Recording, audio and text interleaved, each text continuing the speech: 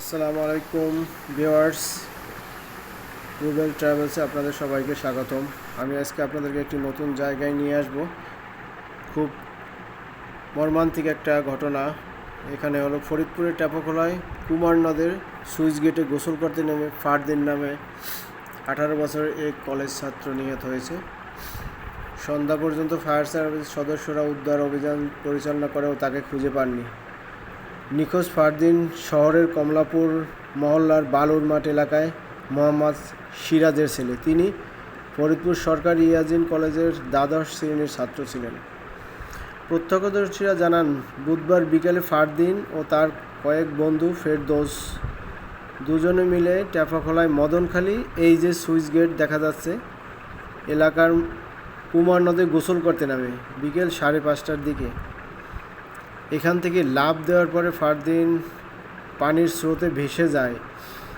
এমন সময় ফেরদৌসের চিৎকার শুনে স্থানীয়রা এসে ফায়ার সার্ভিসকে খবর দেয়।